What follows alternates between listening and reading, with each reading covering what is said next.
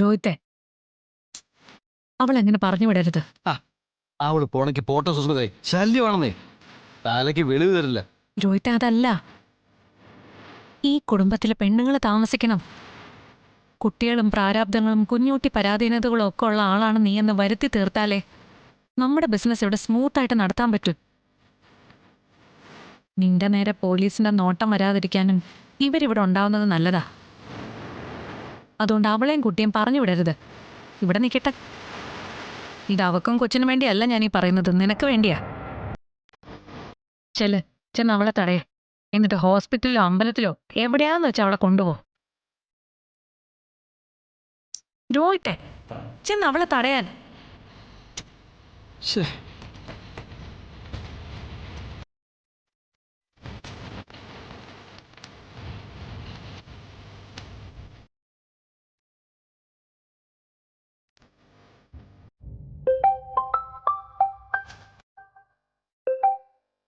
പറച്ചിട്ടപ്പാ. ശാലിനി കമലിനെ ജാമ്യത്തിൽ ഇറക്കി. ഓ, അവളപ്പം നമുക്കെതിരെ പണി തുടങ്ങിക്കഴിഞ്ഞു. ഇനി സൂക്ഷിക്കണം. ഒരിക്കൽ ചവിട്ടേറ്റ നാഗം നരകം കാണിക്കാൻ ശ്രമിക്കും. ഇനി അങ്ങോട്ട് നന്നായി അറിഞ്ഞു തന്നെ നിൽക്കണം.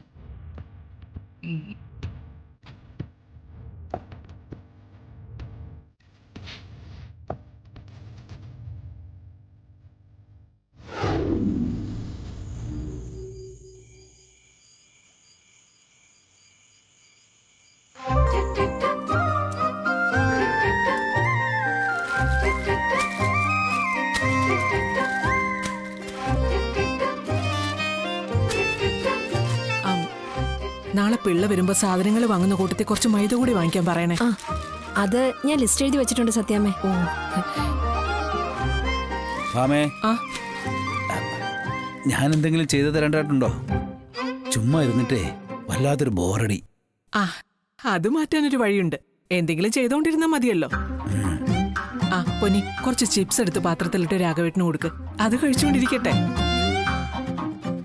വേണ്ട, പിന്നെ ചെറിയ കുട്ടിയല്ലേ കുറച്ചുകൊണ്ടിരിക്കാൻ. എന്നാ ഞങ്ങൾ ഇറങ്ങട്ടെ സത്യാമ്മേ. ഓ, അവിടെ നിന്ന്. ഇത് കഴിഞ്ഞ ആഴ്ചത്തെ പൈസ കൂടി ഉണ്ടേ.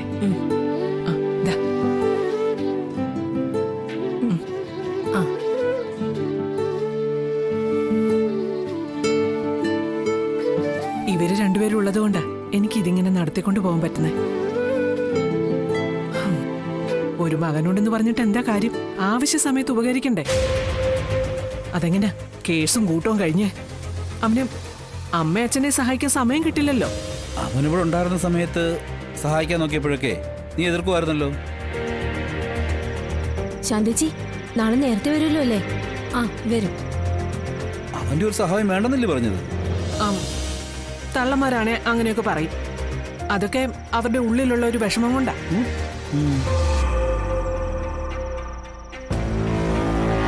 രാഘവ സാറേ, രാഘവ സാറേ. സുബേറിന്റെ ശബ്ദമല്ലേ അത്? രാഘവ സാറേ.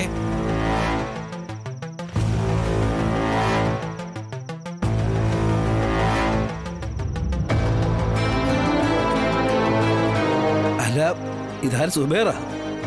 കുറച്ച് ദിവസമായാലോ ഇങ്ങോട്ടൊക്കെ കണ്ടിട്ട്. ഓരോരോ തിരക്കുകളായിരുന്നു. അതറിയാലോ. വാ, കേറിയിരിക്കും. വാ. അയ്യോ വേണ്ട, ഞാനിപ്പോ വന്നതേ ഒരാൾ എന്റെ ഒപ്പം വന്നിട്ടുണ്ട്. നിങ്ങളെ രണ്ടുപേരെയും കാണാനാ. ഞാൻ വിളിക്കാം.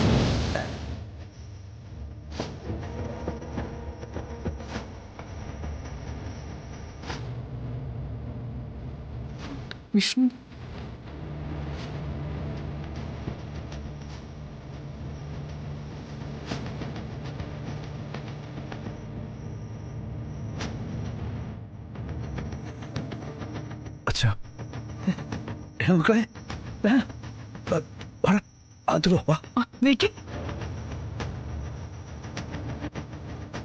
ഒരു കള്ളനെ പോലെ സ്വന്തം വീട്ടിൽ ഒളിച്ചു കയറി വരാൻ നാണമില്ലേടാ നിനക്ക്?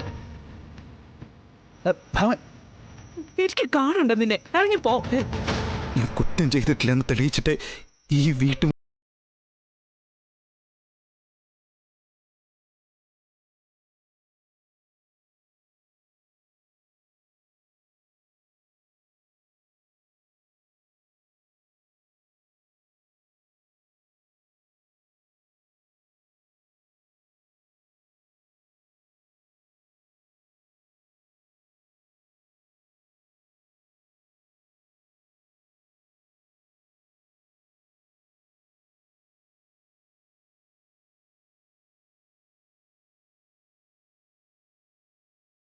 ക്കാൻ പറ്റിയില്ല അച്ഛൻ എങ്ങനെ അവിടെ എത്തിയെന്ന്. എടാ അതെനിക്ക് അറിയാൻ പാടില്ലടാ. അകത്ത് കിടന്ന് ഞാനങ്ങനെ അവിടെ എത്തിയെന്ന്.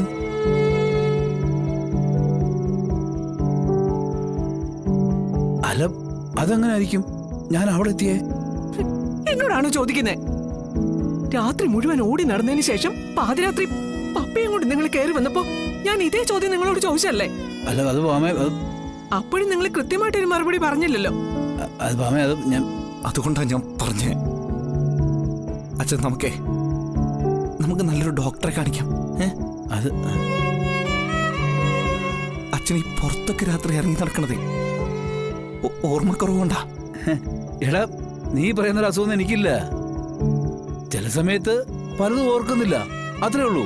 അല്ല അതെന്നെ അച്ഛൻ്റെ പ്രശ്നം. ഇനിയിപ്പോ അത് കൂടി വരുള്ളൂ അച്ഛ. ഇനിയിപ്പോ അത് കൂടിക്കഴിഞ്ഞ് അച്ഛനെ തിരിച്ചു കൊണ്ടുവരാൻ പറ്റില്ല എന്നുള്ളൊരു പേടി, അല്ലാതെ വേറൊന്നുമില്ല. അതുകൊണ്ടേ നമുക്ക് നല്ലൊരു ഡോക്ടറെ കാണിക്കാം.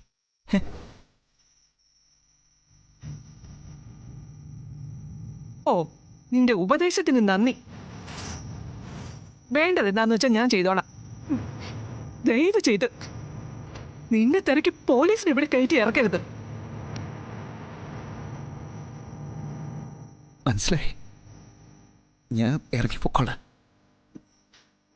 പക്ഷെ ഞാൻ നിരപരാധിയാ. എന്റെ നിരപരാധിത്വം തെളിയിച്ചിട്ട് എന്റെ അമ്മയുടെ അച്ഛൻ്റെ മുന്നിൽ ഞാൻ വരൂ. അതുവരെ എന്നൊരു ശത്രുവായിട്ട് കാണാതെ ഞാൻ പറഞ്ഞ കാര്യത്തിൽ ഒരു തീരുമാനം ഉണ്ടാക്കണം. അച്ഛൻ പോവാ. മക്കളെ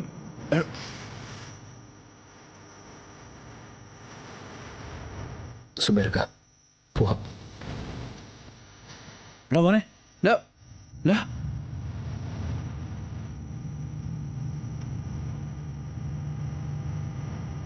അവൻ കുറ്റമൊന്നും ചെയ്തിട്ടില്ല. അത് മറ്റാരെക്കാളും എനിക്ക് നന്നായിട്ടറിയാം.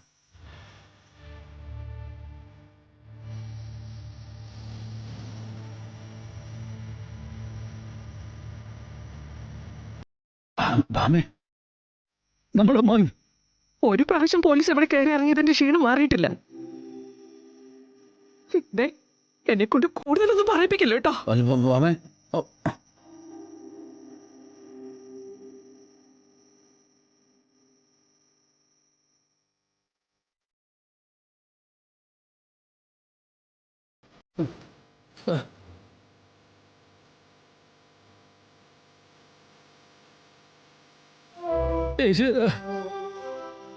എന്റെ പോയി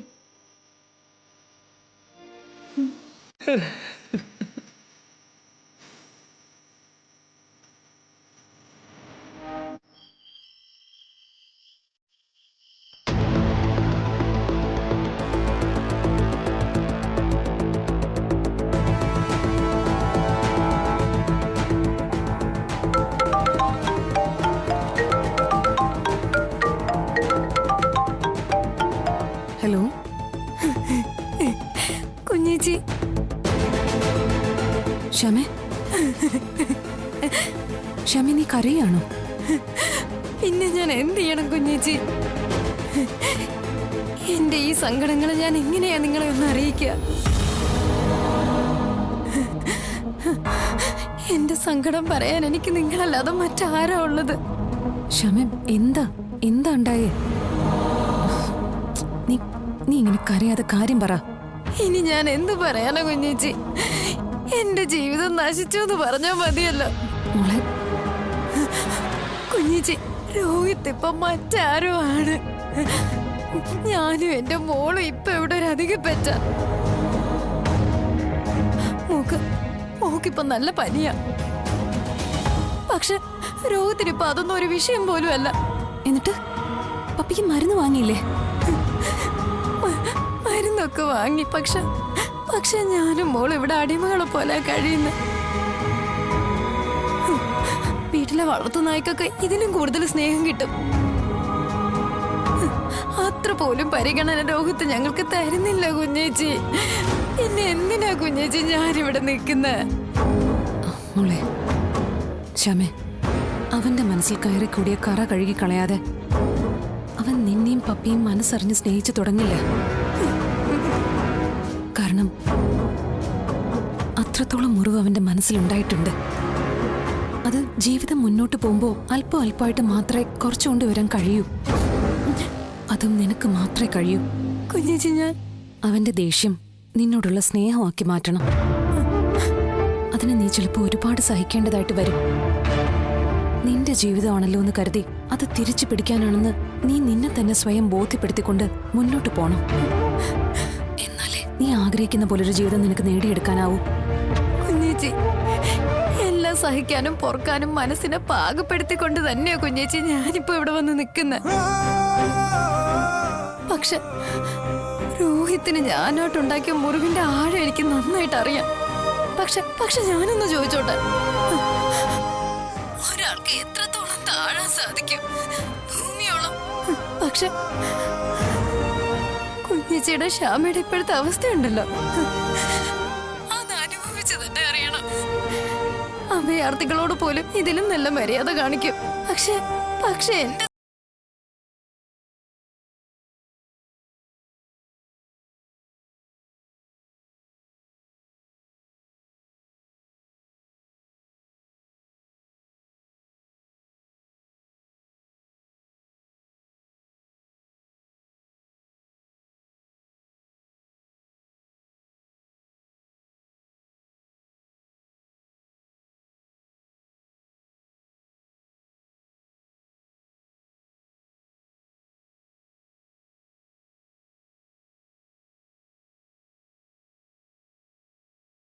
കുടുംബങ്ങളിലുണ്ട് വഴക്കും പ്രശ്നങ്ങളും ഒക്കെ. പക്ഷെ അതൊക്കെ ഒരു പരിധിവരെ പലരും മനസ്സിന്റെ ധൈര്യം കൊണ്ട് നേരിട്ട് ഒതുക്കി തീർക്കുകയാണ് ചെയ്യുന്നത്. പക്ഷെ ശ്യാമ കാണിക്കുന്നത് നേരെ തിരിച്ചാ. നമ്മളാണെല്ലാം വരുത്തി വെച്ചതെന്നും പറഞ്ഞ് നമ്മളെ മാനസികമായി ശാരീരികമായി വേദനിപ്പിക്കുക, കുറ്റപ്പെടുത്തുക.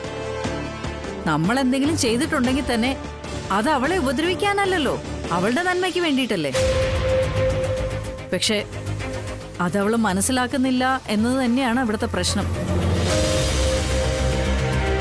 അമ്മ അവളെ അങ്ങോട്ട് പറഞ്ഞു വിടണ്ടായിരുന്നെന്നാ എനിക്കിപ്പോ തോന്നുന്നു.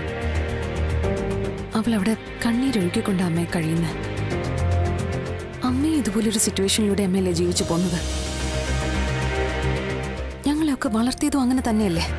മോളെ, നീ മനസ്സിലാക്കാൻ വേണ്ടി അമ്മയൊന്ന് പറയട്ടെ.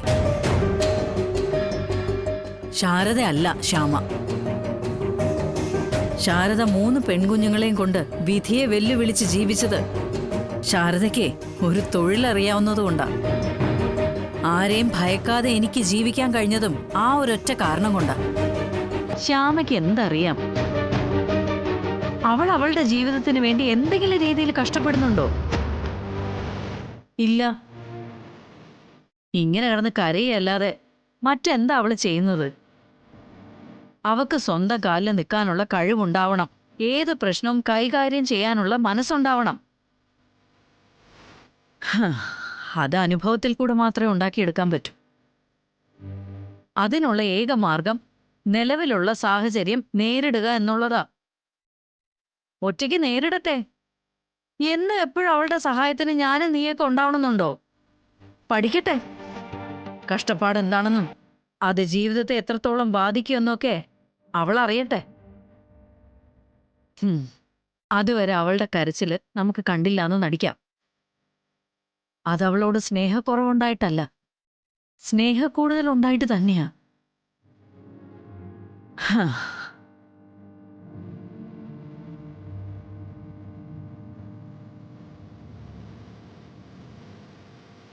ശരിയാ, ഇതൊരു പഠനം തന്നെയാ. പാഠപുസ്തകത്തിൽ നിന്നും കിട്ടാത്ത അറിവ്.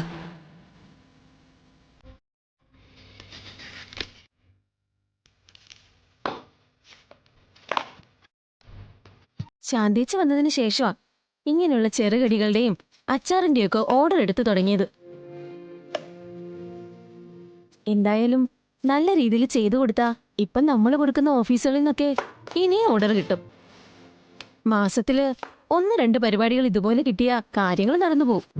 ഈ ഓർഡറൊക്കെ നൂർജഹാന്റെ. ഇത് അവളുടെ കൂട്ടുകാരി വർക്ക് ചെയ്യുന്ന ഒരു ഓഫീസാ. നമുക്ക് വേണ്ടി ആ കൊച്ചു ഒരുപാട് കഷ്ടപ്പെടുന്നുണ്ട്. അതിനല്ലെങ്കിലും നമ്മളോടൊക്കെ വലിയ ഇഷ്ടോ. ഇപ്പോ കേരള സ്റ്റൈലിലുള്ള പാചകം പഠിക്കണമെന്നാണ് എന്നോട് പറഞ്ഞിരിക്കുന്നത്. ആഹാ, പരിപ്പ് പായസത്തിന്റെയും അടപ്രഥമന്റെയും കൂട്ട് എന്നോട് ചോദിച്ച് അറിയുകയും ചെയ്തിട്ടുണ്ട്. നൂറിനല്ലെങ്കിലും ബിരിയാണിയോടൊന്നും വലിയ താല്പര്യമില്ല. പപ്പടവും പഴവും പായസമാണെന്ന് പറഞ്ഞ ഏത് സദ്യക്കാണെങ്കിലും വരാനും തയ്യാറാ.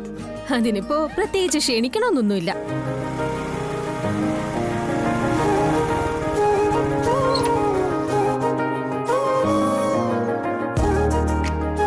ആ കൊച്ചിന്റെ ജീവിത രീതികളും പ്രാർത്ഥനയും എല്ലാം ഒരേ ഒരു മതത്തിൽ മാത്രം നിന്നുകൊണ്ടുള്ളതല്ല. എല്ലാ മതങ്ങളെക്കുറിച്ചും നല്ല അറിവുമുണ്ട്. സത്യമേ, ഇത് ആരുടെ കുറ്റമായി പറഞ്ഞോണ്ടിരിക്കുന്നേ? കണ്ടിന്യൂ ഞാനും കൂടെ കേൾക്കട്ടെ. ഞങ്ങൾക്കറിയാവുന്നൊരു പെങ്കൊച്ചിന്റെ കാര്യ. ആള് വലിയ സഹായാന്ന് പറയായിരുന്നു. അപ്പോഴാ ശാന്തേച്ചി പറയുന്നേ പരിപ്പ് പായസത്തിന്റെയും അടപ്രഥമന്റെയും ഒക്കെ കൂട്ട് ചോദിച്ചറിഞ്ഞു. ഇനി ഞങ്ങൾക്കെതിരെ വല്ല യൂണിറ്റും തുടങ്ങാൻ ഉദ്ദേശമുണ്ടോ എന്തോ. അത് ശരി, അപ്പൊ ആരോപണം എനിക്കെതിരെയാണല്ലേ? സത്യാമ്മ, ഞാനിങ്ങനെ സഹായിയായി കൂടെ നിൽക്കുന്നത് സത്യാമ്മയുടെ ശിഷ്യഗണങ്ങൾക്ക് പിടിക്കുന്നില്ല കേട്ടോ. എന്റെ നൂറിപ്പൊ ഞങ്ങളുടെ ഒരു കുടുംബാംഗത്തെ പോലെയാ. ഇവർക്കും എനിക്കുമൊക്കെ മോളെ എന്തും പറയാനുള്ള സ്വാതന്ത്ര്യമുണ്ട്. അതുണ്ടായത് എങ്ങനെയാണെന്ന് അറിയോ? മോടെ ഈ നല്ല സ്വഭാവം ഒന്നുകൊണ്ട് മാത്രം. നൂറെ, ഇനി ഇതുപോലുള്ള ഓർഡർ എടുത്തോണ്ട് വന്നാൽ സത്യമ്മയുടെ കയ്യിൽ നിന്ന് ഇതുപോലുള്ള വാക്കുകൾ വീണു കിട്ടും. എല്ലാം ഭാവിയിലേക്ക് സൂക്ഷിച്ചു വെക്കാവുന്ന വാക്കുകളാ. മോളെ, ഇവരിങ്ങനെയൊക്കെ പറയും, അതൊന്നും കാര്യമാക്കണ്ട കേട്ടോ. ഇങ്ങനെ ഞങ്ങളെ സഹായിച്ചത് കൊണ്ട് പറയുമല്ല. മോളെ ആദ്യം കണ്ടപ്പോ തന്നെ രാഘവേട്ടനോട് ഞാൻ പറഞ്ഞിരുന്നു, നീ ഞങ്ങളുടെ പ്രീതി മോളെ പോലെയാണെന്ന്. അത് ഞാൻ മനസ്സിൽ തട്ടി തന്നെ പറഞ്ഞതാ കേട്ടോ. ആ സത്യമേ, ഞാൻ വന്നതേ നാളെ 10 മണിക്ക് മുമ്പ് അവർ വണ്ടിയും കൊണ്ടുവരും. പറഞ്ഞ ഐറ്റങ്ങളൊക്കെ എല്ലാം കൊടുത്തു വിട്ടേക്കണം. അതെല്ലാം ശാന്തി ഏറ്റിട്ടുണ്ട്. 9 മണിക്ക് തന്നെ ശാന്തി അതെല്ലാം റെഡിയാക്കാന്ന് പറഞ്ഞിട്ടുണ്ട്.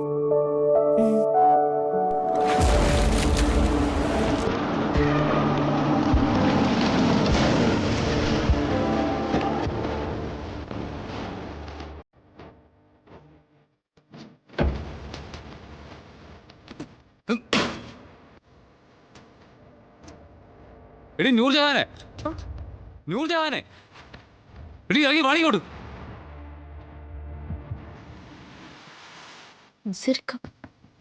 ഇങ്ങോട്ട് ഇറങ്ങി വരാൻ. മോളെ ആരോ പുറത്തുനിന്ന് വിളിക്കുന്നുണ്ടല്ലോ. നീ ഇറങ്ങി വരാനാ പറഞ്ഞത്. ഇറങ്ങി വാടി. നൂർജഹാനെ, ആര്? എന്താ വേണ്ടത്? അതെ, ഞാൻ ഇവളോട് പറഞ്ഞോളാം. ഇറങ്ങി വാടി ഇങ്ങോട്ട്.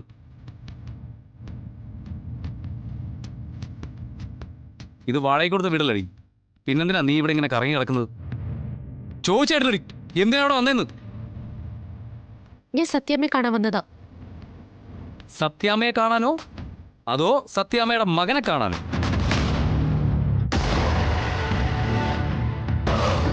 എടി, നീ കാണാൻ വന്നവനെ ഇപ്പൊ സ്പിരിറ്റ് കേസിൽ ഒളിവില്ല.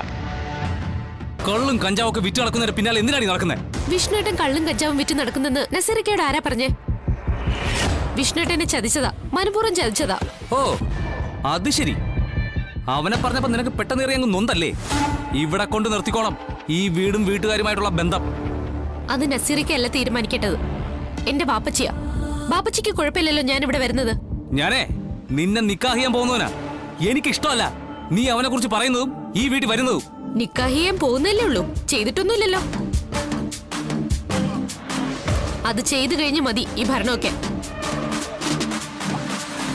ചെയ്യണോ വേണ്ടേന്നൊക്കെ എന്റെ ബാപ്പച്ചി തീരുമാനിക്കും.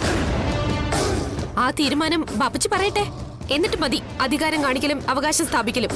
തർക്കുത്തരം പറഞ്ഞ് നിന്നോടല്ലോ. ഡാ. മർക്കട മുഷ്ടിയും കയ്യങ്ങളിയൊക്കെ നിന്റെ വീട്ടിൽ മതി. ഇത് ഞാൻ വാടകയ്ക്ക് സുബൈറിനോട് എടുത്ത വീടാ. ഈ വീട്ടിൽ ആരൊക്കെ വരണമെന്ന് തീരുമാനിക്കാനുള്ള അവകാശം വാടക ഒഴിയുന്നത് വരെ എനിക്കുണ്ട്. കൂടുതലൊന്നും നീ എന്നെ കൊണ്ട് പറയിപ്പിക്കല്ലേ. ഇവളെ എന്റെ ബീവി ആവാൻ പോകുന്നോളാ. ഇവളെ ഞാൻ തല്ലും. ചിലപ്പോ ഇവിടെ ഇട്ട് ചവിട്ടിന്നും വരും. കാണാൻ മനസ്സുള്ളവർ കണ്ടാ മതി, അല്ലാത്തവർക്ക് ഇവിടെ നിന്ന് ഇറങ്ങി പോവാം. കാരണം ഇത് എനിക്കൂടി അവകാശപ്പെട്ട വീടാ. ഇറങ്ങാൻ പറഞ്ഞ ഇവിടെ നിന്ന് ഇറങ്ങേണ്ടി വരും. ഞങ്ങളെ ജീവിതകാലം മുഴുവൻ ഈ വീട്ടിൽ താമസിക്കാൻ വേണ്ടി വന്നതല്ല. താമസിക്കുന്നത് വരെ കൃത്യമായി വാടക കൊടുക്കുകയും ചെയ്യും. പിന്നെ മോന് ഞങ്ങൾ ഇവിടുന്ന് ഇറക്കി വിടാനുള്ള ഒരു അധികാരവും ഇല്ല.